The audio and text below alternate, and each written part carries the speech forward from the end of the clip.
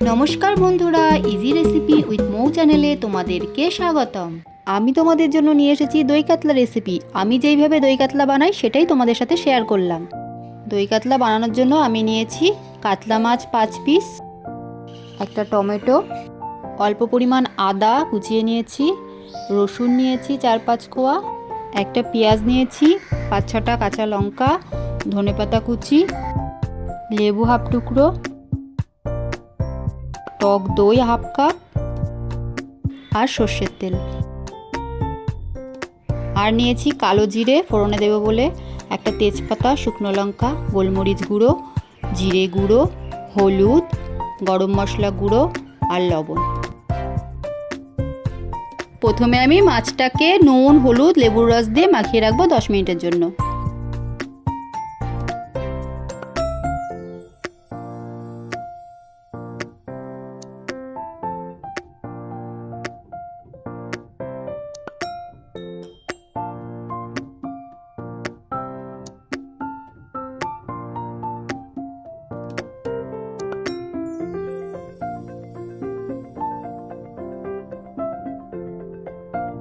এবার আমি মিক্সিতে একটা মশলা করে নেব।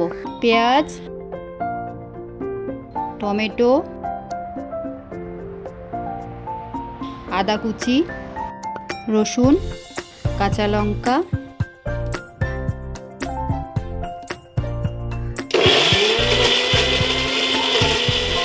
মশলাটা আমি এরকম ঘনভাবে পেস্ট করে নিয়েছি। চলো এবার শুরু করি।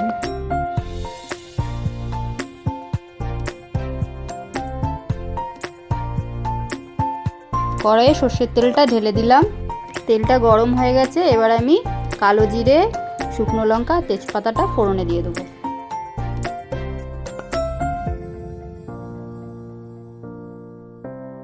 আগে থেকে যে মশলার পেস্টটা বানিয়ে রেখেছি সেটা এবার দিয়ে দেব।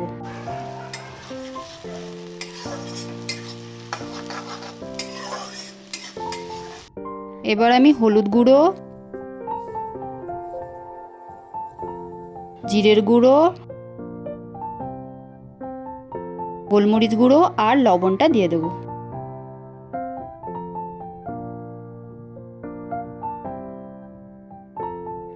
ভালো করে মশলাটা কষিয়ে নেব।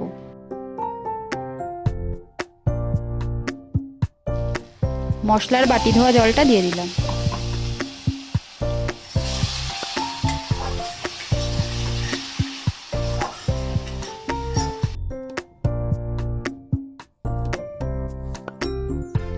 মশলাটা আমার কষানো হয়ে গেছে। এবার টক দইটা দিয়ে দেবো।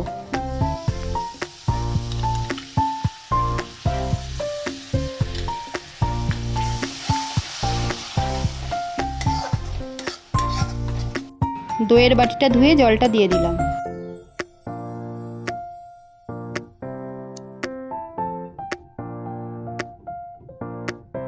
ঢাকা দিয়ে দিয়ে এভাবে কিছুক্ষণ মশলাটা কষিয়ে নেব।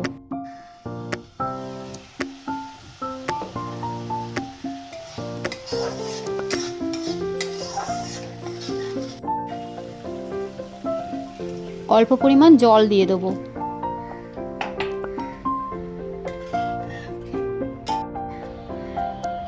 ঢাকা দিয়ে ঝোলটা ফুটতে দেব।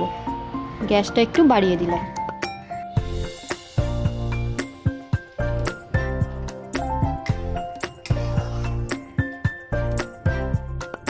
ঝোলটা ফুটে গেছে। এবার মাছগুলো ছেড়ে দেবো।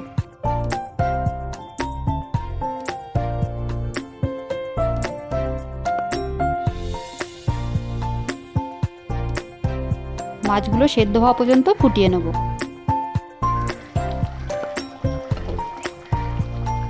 এক পিঠ সেদ্ধ হয়ে গেছে, আর এক পিঠ উল্টে দেব। মাছটা ভালোভাবে সেদ্ধ হয়ে গেছে। এবার গরম মশলা দিয়ে দেব।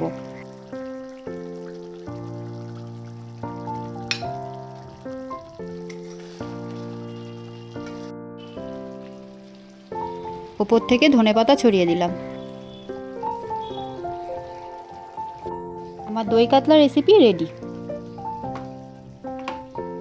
আমি গার্নিশ করার জন্য কিছুটা ধনেপাতা উপর থেকে ছড়িয়ে দিচ্ছি।